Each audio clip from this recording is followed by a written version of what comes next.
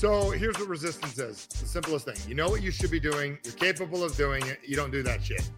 I don't know how to say it nicer than that. You know what you need to do, and for some reason you don't do it. And this is what happens for people is they're totally capable of doing more than what they're currently doing. It's the feeling that people get when you're going for the jump shot, you stop yourself from doing it. I play ice hockey, you want to do a crazy move and you don't do it. It's the feeling you get when you want to go invest and you hold back. It's that on E-Trade, I know I should buy. It's the inner feeling of resistance where we resist the thing that we know we need to be doing. And code word, every person on earth does it. No one is immune. What up, Entrepreneur Masters? Welcome to the Persistent Entrepreneur Podcast, where grit meets inspiration. My name's David Hill, two-time author, business coach, world-class sales trainer, top real estate broker, Iron Man, 23 years sober.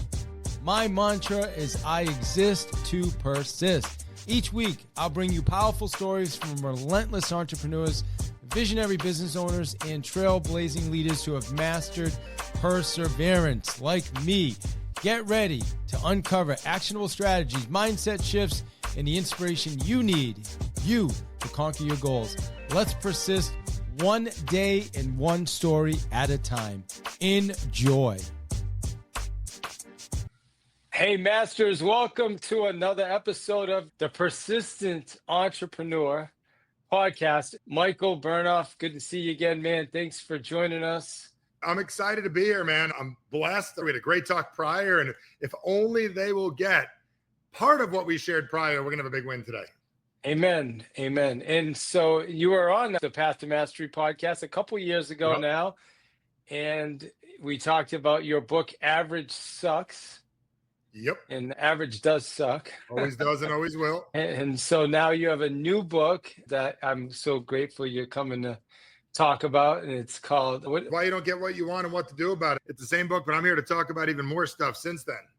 Oh, it's not a different book? No, it's same book. Oh, that's funny. That's Why You Don't Get What You Want and What to Do About It. So I've got a lot of things we do, but one book. See, I gave you credit. I thought you wrote a second book too. I have a bunch of stuff. We're working on different things, but not a second book at this moment. I should go grab. As a matter of fact, it's right over there on my bookshelf. Go grab it. I got mine. You get yours. Yeah, it's such a good book. It just reminded me to dig deep again into the book. But I appreciate you being here, man. You know what? I'll tell people a little bit about you. It's been a while since you've been on. So you're the founder of the Human Communications Institute. You're a leader in personal and professional development. You've impacted hundreds of thousands of people across the world with your programs, your books, audios, videos, and seminars. Michael has an unmatched natural born talent to understand psychology of individuals, which he will pass on to you, our listeners. This innate high-tuned awareness allows him to quickly perceive what makes people make the decisions they make. When I read that before, it's a little tongue twister. Make the decisions they make and what they do. Right? What they do. Rather than breaking down walls, Michael's skilled at getting people to rapidly lower resistance in themselves and others, allowing room for progress. So let's just start right there, Michael. I like that. I'm taking notes myself. I'm taking notes on what you said, and let's do it. You're taking notes on your own bio. Well, I like it because if you read that as the bio, we got to cover that. Yes, thank you. Hopefully I did a good job. Let's start with resistance. Help people rapidly lower resistance. What does that mean? So here's what resistance is. The simplest thing. You know what you should be doing. You're capable of doing it. You don't do that shit. I don't know how to say it nicer than that. You know what you need to do, and for some reason you don't do it. And this is what happens for people is they're totally capable of doing more than what they're currently doing. It's the feeling that people get when you're going for the jump shot, you stop yourself from doing it. I play ice hockey, you want to do a crazy move and you don't do it. It's the feeling you get when you want to go invest and you hold back. It's that on E-Trade, I know I should buy. It's the inner feeling of resistance where we resist the thing that we know we need to be doing. And code word, every person on earth does it. No one is immune. You said you know what you need to do, but you're not doing it. Is that also like negative self-talk? Is that what it is, or is it different? I'm just going to call it resistance for now. We all have resistance. Okay. Everyone's got resistance in life. We have resistance for change, resistance to patterns. Negative self-talk adds to the resistance and it reinforces the resistance. But resistance is built for a very particular reason. what you're about to do that you're not currently doing that you know you should do does change you. And we have resistance to change for a lot of reasons. It's not that we don't want to, it's not that we're lazy, it's not that we're stupid, it's not that we're not capable. It's whenever you're to go for more. Let's use an example here real quick. You work with a lot of people in the real estate world, correct? I do. Yeah. What is the average, let's use the word average because I'm going to say average sucks, but the average agent that can make a living on it, which means support a family, do okay, get to go on a 5-day vacation a year, has debt, has a car. How many homes in a normal metropolitan area, meaning like a normal suburban area, not like Manhattan where you sell a home for 80 million bucks and you get one on these lifestyles, the rich and famous, but just like a Chandler, Arizona. We mentioned earlier, Worcester, Massachusetts, you know what I'm saying? Sure. Not downtown Boston. So what does the average person move a month or a year? Oh, if you looked at the statistics on the National Association of Realtors, it would tell you that the average agent sells 6 houses a year. You can't make money selling 6 houses. Those are not typically people that say we did one a month. So if you did 12, so what are you gonna make? 50 grand, 60 grand? Great. You Maybe did 12. And in your mind, maybe 80 grand. You can't even live on 80 grand. I your can't even pay my mind bills. goes, I can't live on this. I know I should be doing 24. I shouldn't be doing 12. Double the effort, figure it out and do it. So what stops most people from doing this, it's common sense. They should work a little harder, do it a little more, blah, blah, blah. But the resistance comes in because the person that actually does the thing they need to do is a same name, same face. They just look at their life differently. So I believe the best way I could put this, David, is the way that we talk to ourselves about ourselves is how we respond to ourselves. So the way I talk to me, real estate's hard. I only do 1 a month. I only do 2 a month. I only do 3 a month is the way I respond to myself. And I build a whole life around it. Here's the crazy part. The way you talk to you about you is how you respond to you. And the way that you talk about you to others is how they will respond and treat you by either not buying from you, telling you you're enough without having to do that, give you false information, whatever it is. So it's the way that we talk to ourselves about ourselves that makes us do the things that we do. And the way that I talk to myself about myself is the way I train you to respond to me and to treat me. Okay. You lost me a little bit on that one. I'm trying to figure it out. It's so simple. It's like this. Name me a movie that I've heard of that you like that the general public here would know the main character. Braveheart. Braveheart. Great. Mel Gibson, Braveheart. That character has a script, and they wrote the script in a very specific way. When you read the script that way, that character that had a tough childhood, his father got killed, went off to battle, he raised himself, raised by his uncle, right? Then eventually fell in love, got killed, did the thing. That script was written for a guy that was going to do it. There's also another person in there that is guy who dies in first scene. Does that make sense? There's also man who holds spear. There's also guy who gets killed by Braveheart immediately, William Wallace. So what I'm getting at is we've got a script that we use in our lives. Everybody's got one, and it's the way we talk to ourselves. So have you ever heard somebody say real estate is hard? Oh yeah, all the time. And then a really well-meaning manager, brokerage agent, leader, team leader, sponsor says to them, no, it's not. You just got to work harder. Here's the challenge. Somebody that thinks something is hard, they make it hard to do. So I have trained the leadership to say, you know what, actually it's not. It's harder than you'd like it to be. You're just not that good at it yet. And when you add an ER to the sentence, that is different language. So I am currently working on real estate. It is harder than I'd like it to be, but I'm getting better versus it is hard. The person that says it's hard identifies as someone that real estate is hard for. Relationships are hard. Relationships are not hard. They're harder than we'd like them to be because we're just not equipped to deal with them yet. All that they're easy for. It's not that they're easy. They know things you don't know. So all of it comes down to something called language and communication, period. So to that point, before we started recording, you and I were just chatting, and we were chatting about all the things that we're doing, right? Like I ran up to my office, got my laptop open, 1:59 for a 2:00 podcast. Same thing, right? You jump on, you got this going, you're asking your assistant for the right. This is what we do. Is that hard, or is that no? That is how we've designed it.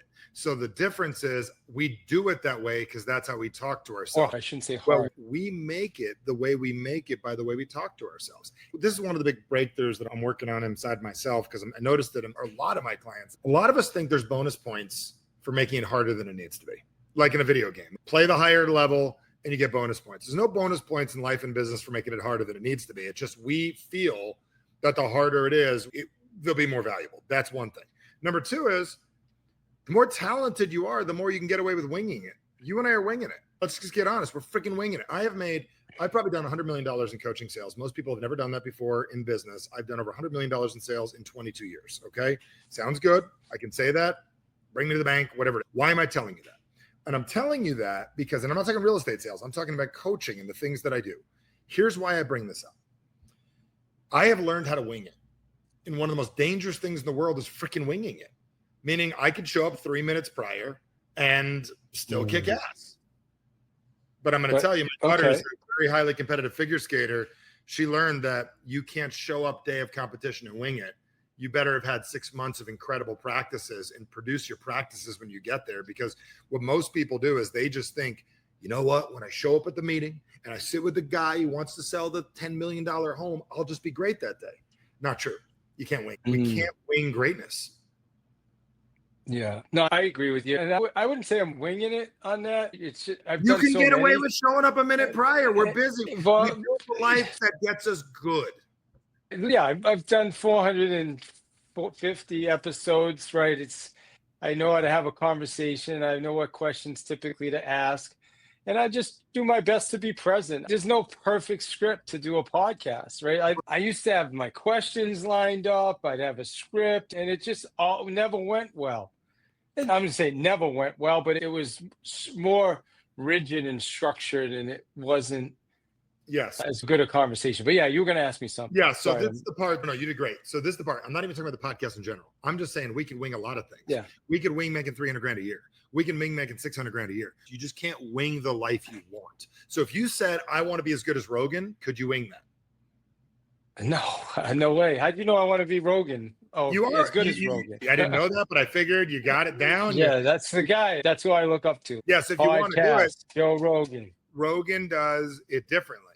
Now, granted, he might still show up 3 minutes prior, but somebody set something up where That's right. Interesting. So he's got a team. He's got a team of 3 people. And he's got people feeding him data, and he's got monitors and all kinds of stuff going on, and showing him this. I'll pass on the weed, though. I won't be smoking any weed when I'm. Me neither.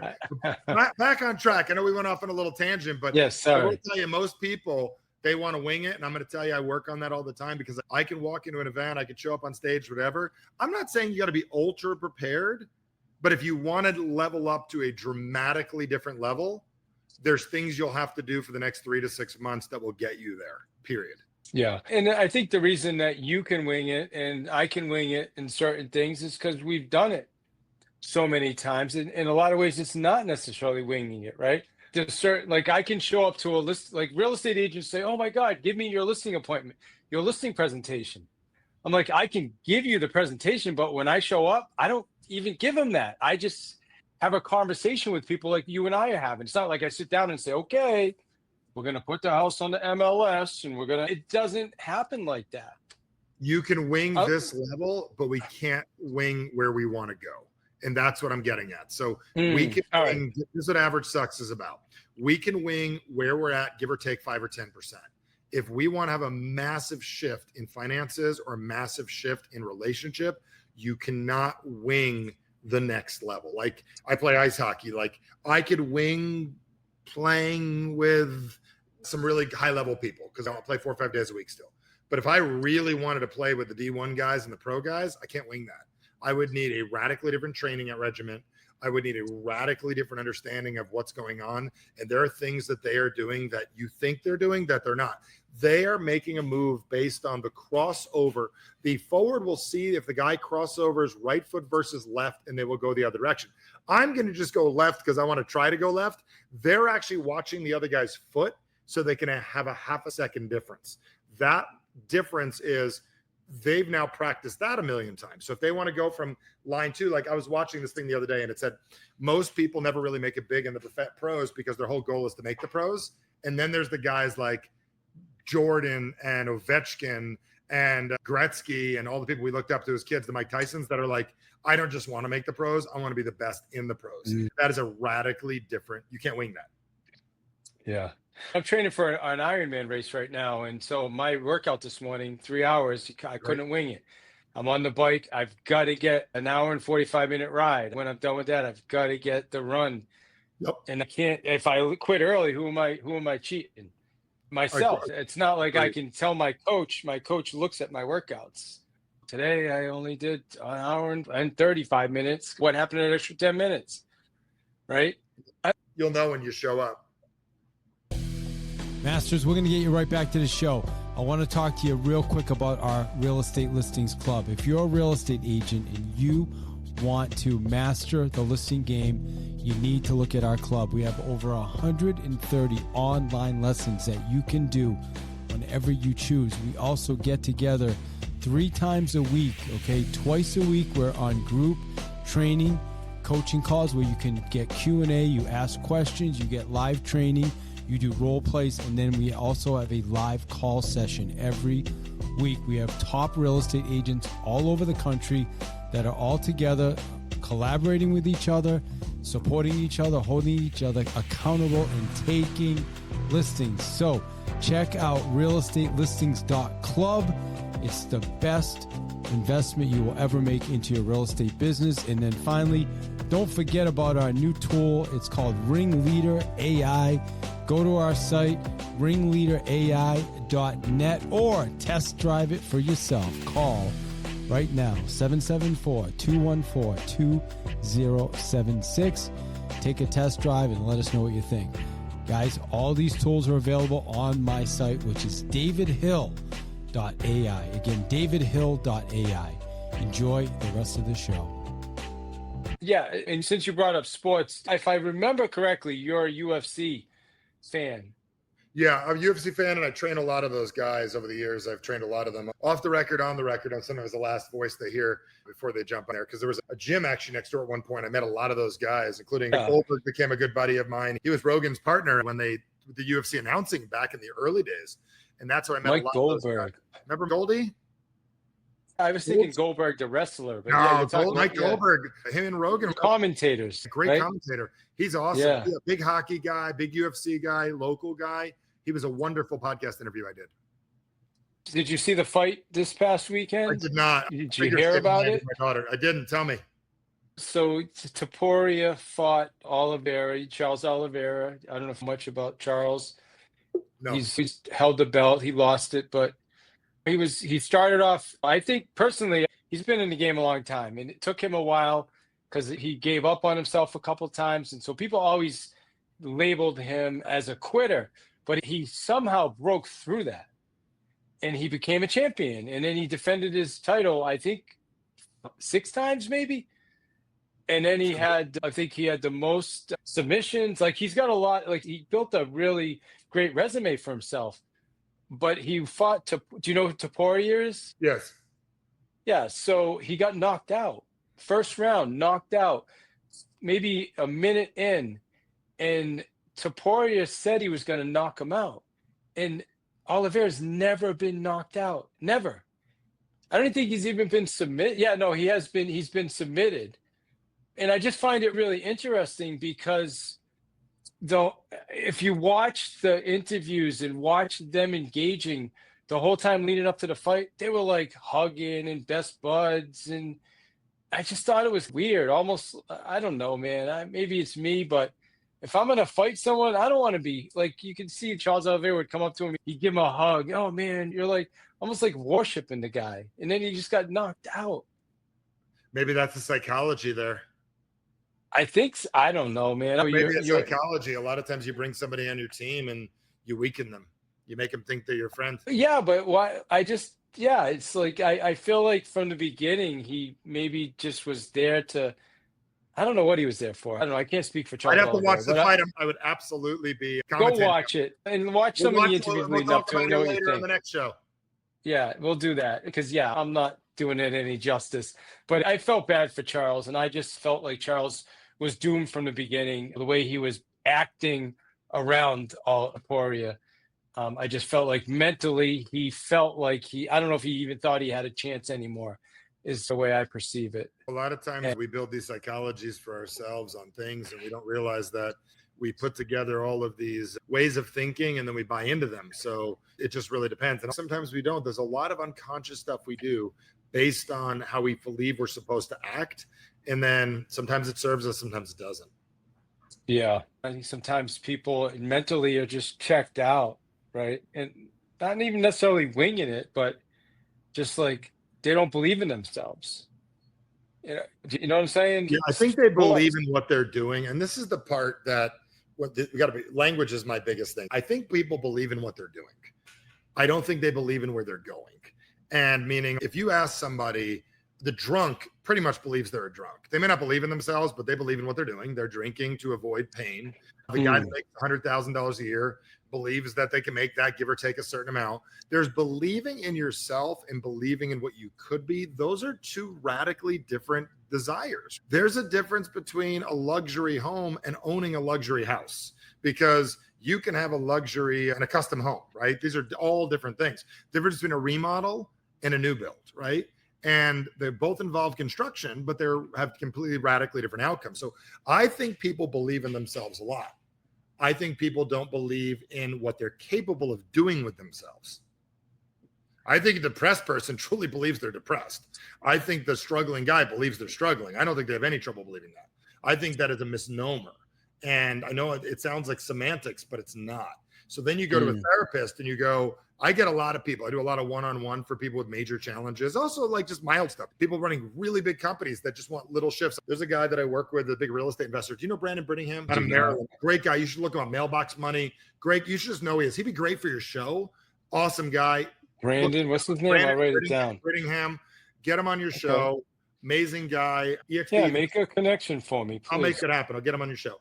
But this is the part that he brings me on, and we do little teeny shifts. He truly believes in Brandon, but he wants to be better at the better self of him, like when he speaks. So we took him from good speaker to epic, where he's getting, when he speaks now, people are like, dude, my let didn't make me cry like you did, Brandon. That's how good he's getting. Do you know what I'm saying? He's getting that good. So I believe when you go to a therapist and you say to them, I don't believe in myself. Oh, no, you should believe in yourself. They do. They believe in what they're currently doing. They're having trouble believing what they're capable of.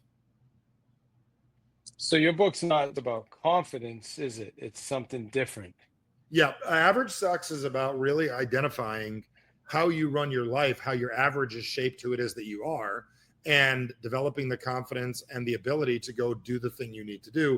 But confidence is not about guts and courage and just go do it.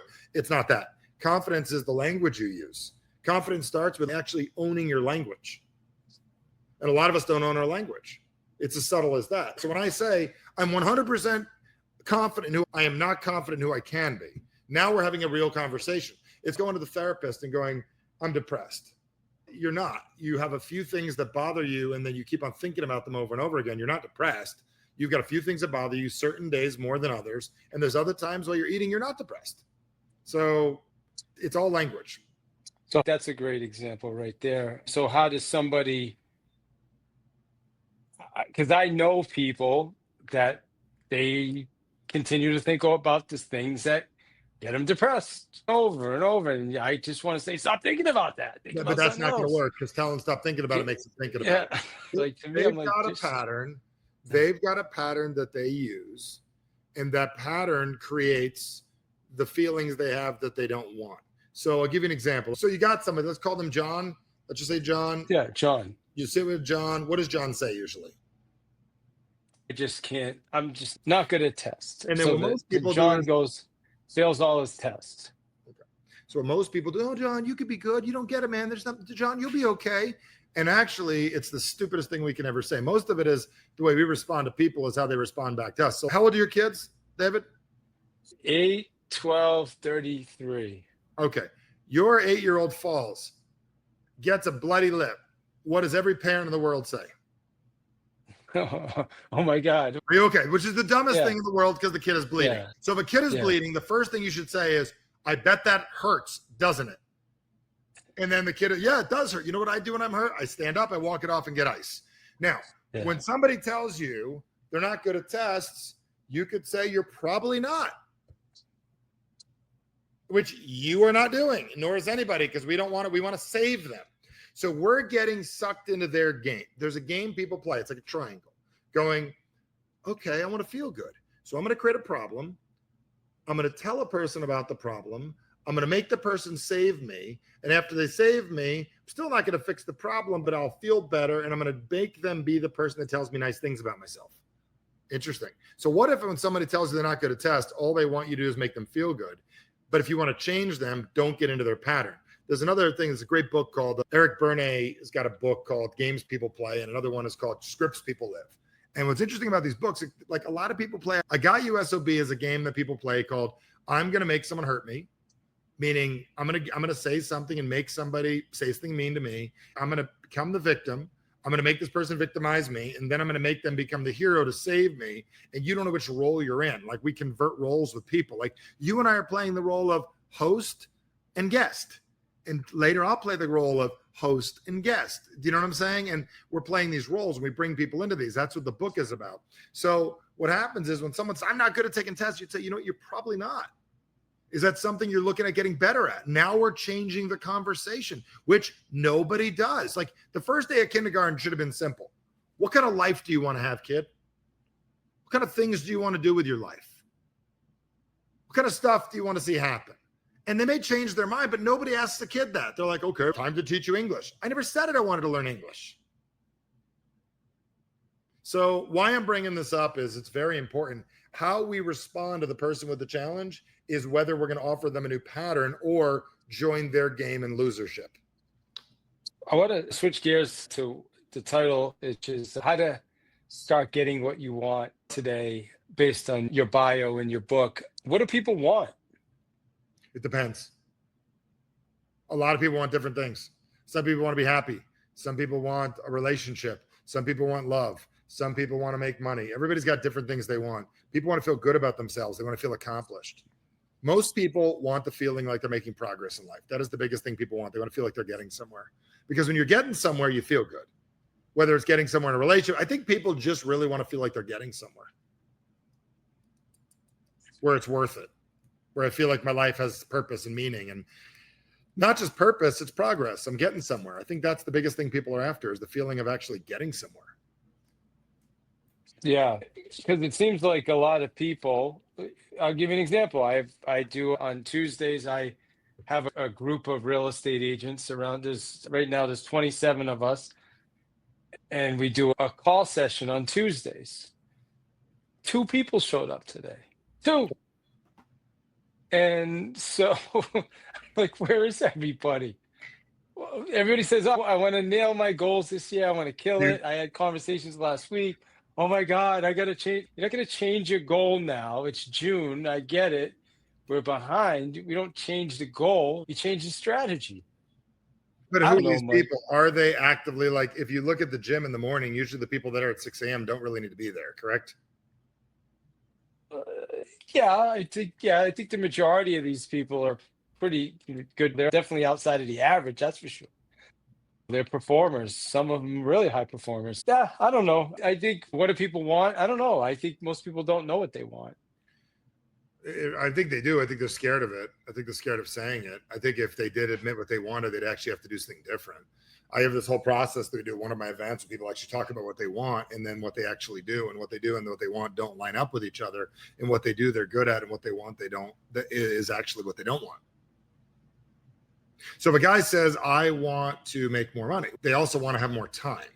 In order to make more money, you're going to have to use your time. Now, logically, you'd say, go use the time and eventually make the money. But if your guy is always saying there's never enough time, there's never enough time, there's never enough time, I don't want to spend time with my family, but he also wants to make more money, he knows making more money is going to take away from those other 2 things. So he actually is conflicting. His wants and what he actually does or she does are not aligned. So one of the things you have to really understand is how aligned are your wants with what you actually do and what your patterns currently are. See, if somebody showed up today at your meeting and they had to admit they were going to go do more and they were going to actually do the things it took to get more, they'd have to admit they're not doing them. That's not fun. Why would I come to your meeting today and admit I'm not good enough? Today's meeting was a call session where everybody's going to make live calls. And I know. It do means I some have to hard get stuff. better, correct? I don't know if you need, yeah, you have to at least do it. By doing it, you will get better. I got it. But I also have to admit that I haven't been doing it up till now, which means I haven't been doing it up till now, correct? In some cases, yes. We're not talking about all people. We're talking about the masses. The two that showed up today, I don't think we got a problem, or they're brand new and they don't know any better. But the point is, I've been around salespeople, thousands of them a year I work with. And one of the things that I've recognized is that in order to do the thing that you don't currently do, you need to admit you're currently not doing it, at least unconsciously. So when someone shows up like, shit, I'm going to do this thing with David, but if I commit to this thing with David, I got to do it more often. I already know that if I go today, then I'll have to do it more. I'm already getting along real well, not doing it all the time. So why would I start something new that I know I'm not going to do? It's like the word workout, right?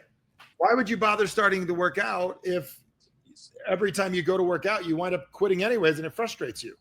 I'm not saying this is positive.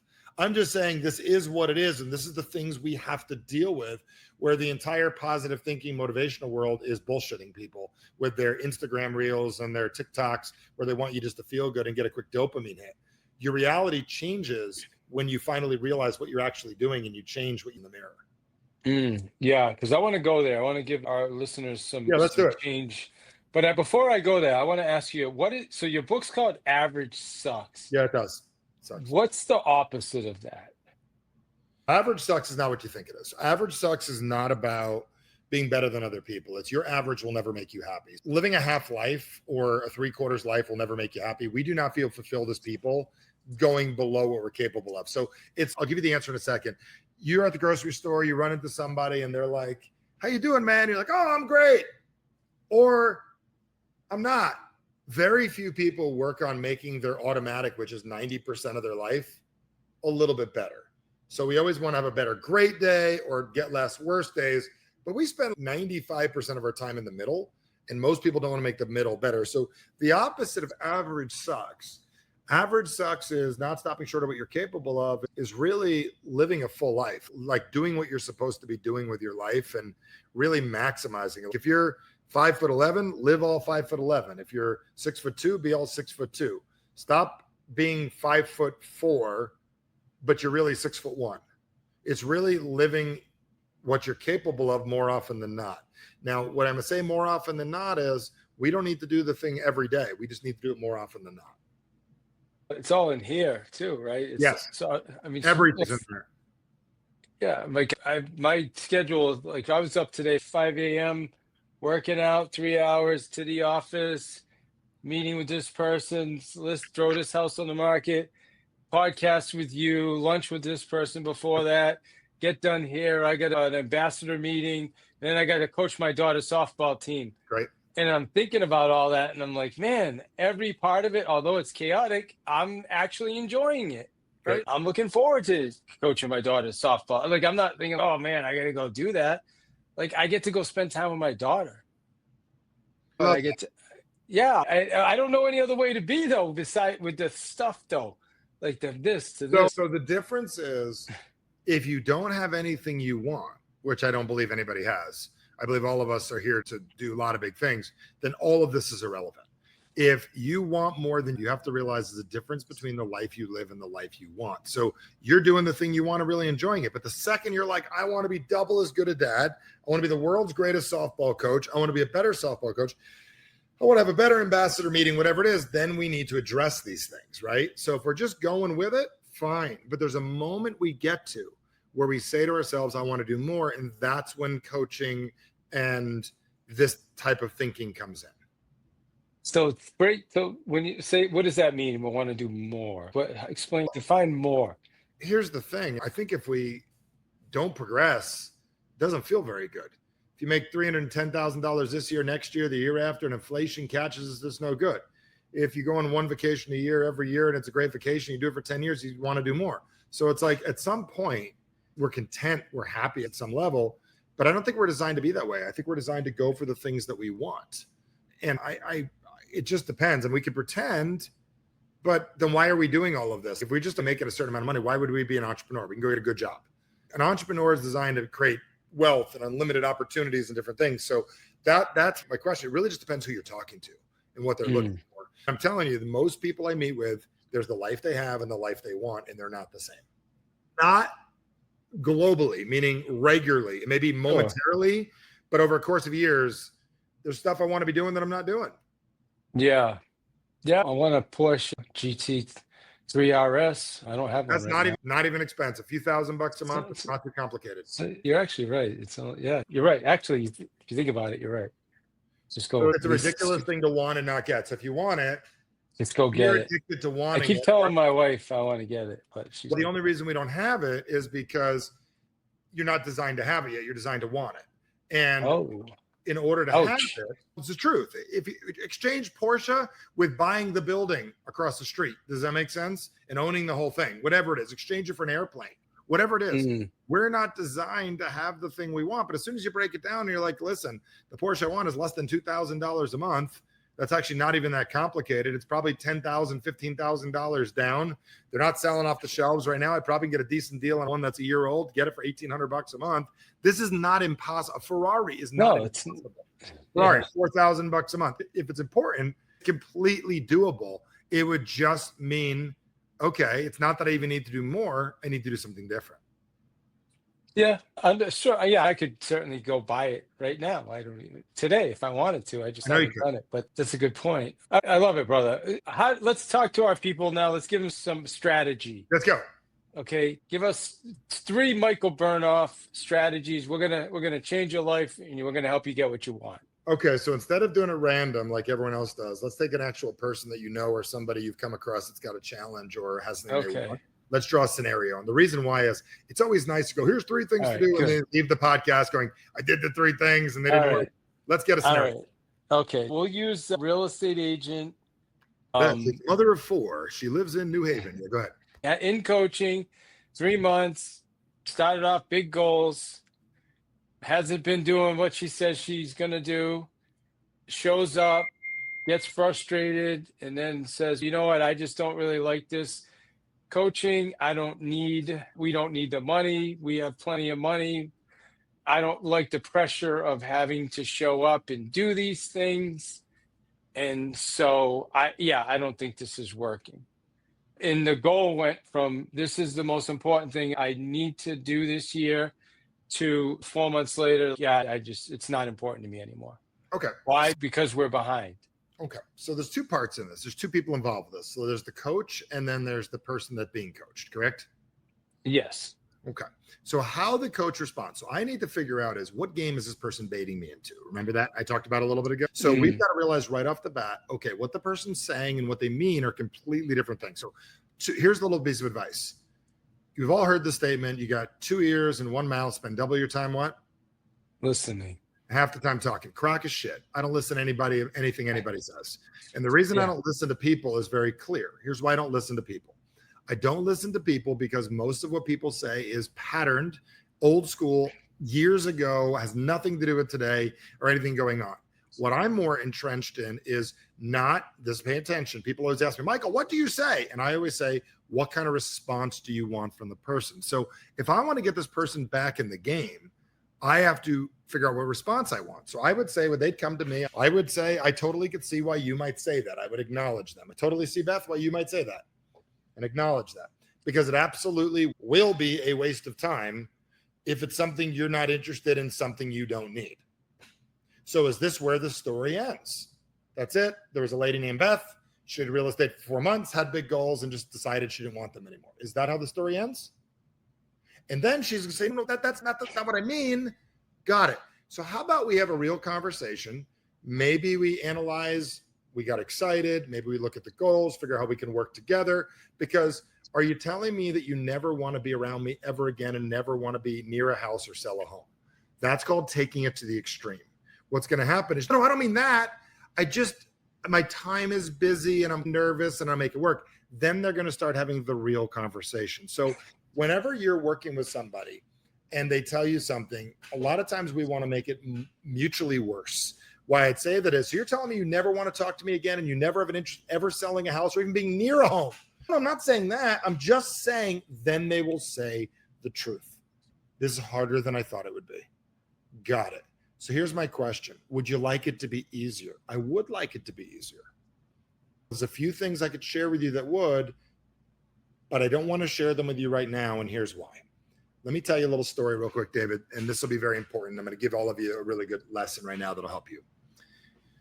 Dopamine and excitement is how most people get people framed. They get them excited about something, they get them excited about a house, and then they just don't buy it or they wait forever. Excitement is one of the worst ways to sell anybody anything. It's awful. It wears off in 45 minutes. So I had a guy named Joe that I work with. Joe's got 900 LOs underneath him. I was on his podcast at one point. And Joe in the middle of the podcast goes, I like this motivation thing, Michael, but how do I use it with my kid? And I said, Joe, what do you want your kid to do? He goes, I want my kid to be excited about basketball. I said, does your son even know he could be good? He goes, I don't know. Maybe we should find out.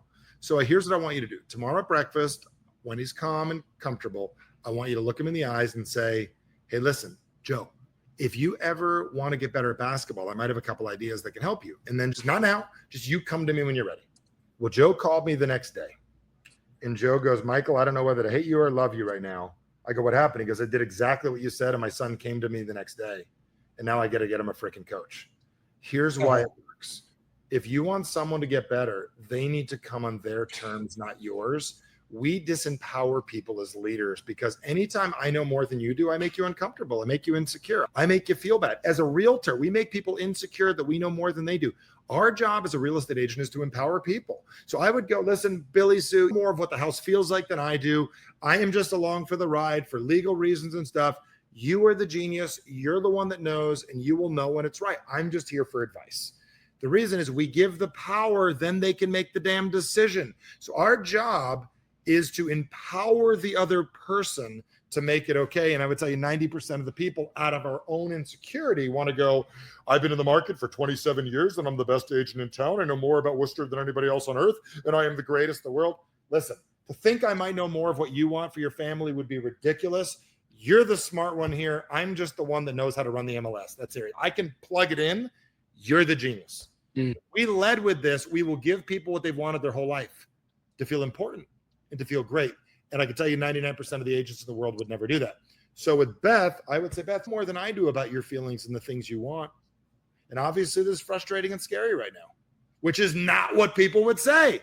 So our job is to empower people so they come from serotonin, which means the chemical that they made a good decision, and then they build an oxytocin bond, and boom, we're off to the races. So hopefully that makes sense. It took us almost the podcast to get there, but that's the goal.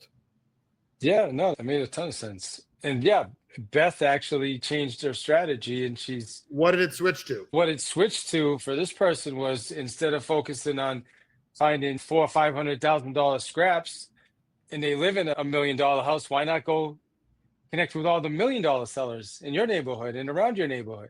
Bingo. And why weren't we doing that before? It doesn't matter why we weren't doing it before. It's really a matter of, okay, what are we going to do now moving forward? And I'd say Beth more than I do. I'm just the guy for you to bounce things off of. Yeah, 100%. We make them feel empowered. They enjoy the conversation. If every time they show up, they feel like they're going to get a beating, that doesn't go well. Yeah, no, you're 100% right. And it's funny you talked about the basketball coach. I hired my daughter a batting coach. She had a batting coach, and then we stopped going to him because I did a few lessons with her, and I said I can show her that myself. How did it work? But it works. She listens to him better than she listens to me. Always. So we took her back, and it worked good. So I know we had planned 30 to 40 minutes. We're at 46 minutes right now. So I appreciate you. I know you have a hard stop at 3, you mentioned beforehand. So tell us your final thoughts. First, how do people get in touch with you? What do you got going on? Books, anything you got going on? Yeah, I would definitely give us your final takeaways for everybody. I'll give you my final takeaways on this. If you're interested, definitely get my book, Average Sucks, Amazon, everywhere. Read the book. That's one way. Number 2 is I set this thing up. This is like an actual phone number. Send a text, the word influence, to 480-800-8051. Just send the word influence there. And my team will send you a couple of videos and stuff. If you want to talk to me about anything, let me know. I just figure for serious people, just reach out. Text the word influence. That'll be code word. I know David. Do you know what I'm saying? So 480-800-8051, and we'll set up a time to chat. And either me or my team will work with you if you're serious. If not, go get my book and check out michaelbernoff.com and we'll start there. Final thoughts, Michael. Take it away. Last word. I'm going to say it again. Like I said it earlier, I want you to live with this, everybody. The way you talk to yourself about yourself is how you respond to you. Start changing your words. Start changing the way you talk. Forget the whole positive thinking. Just be honest with yourself about the way you talk and really be honest. Is it hard or are you not good at it yet? And if you want to be good at it, you can't pretend you're good at something you're not good at. If you're not getting the results you want in sales, is something I have to get better at. I'm in the process of getting better. So I would just really speak in solution-based communication, talk in a way that actually is something to solve, and you'll be amazed how much better you can get. Amazing, brother. How'd we do today? We did great. I think we kicked ass. We made it happen, David. We'll do this again. And when you're out in Phoenix, I'll get you on the show. I look forward to it, man. My goal is to get back into Genius. So I just got to figure out when and make it happen. I'll reach out to you this time around too. Yep. All right. Definitely do. All right, brother. Go be great. Appreciate you. Thank you. Thanks for tuning in to the Persistent Entrepreneur Podcast. Remember, I exist to persist, and so do you. Now make sure to check out our tools at davidhill.ai. And for you real estate agents, don't miss the 7-day opportunity to join our community and get full access to our training, coaching, and events. Let's connect on social media, and a big shout out to our sponsor, Vulcan 7, your go-to for the best real estate listing seller data.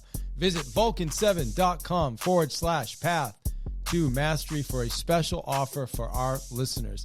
And guys, don't forget, subscribe to the show, leave us a review, and share your feedback. Let us know if there's a guest you'd like to hear from or what topics you want us to explore. Appreciate you, entrepreneurs. Let's keep going one day, one show at a time. You rock.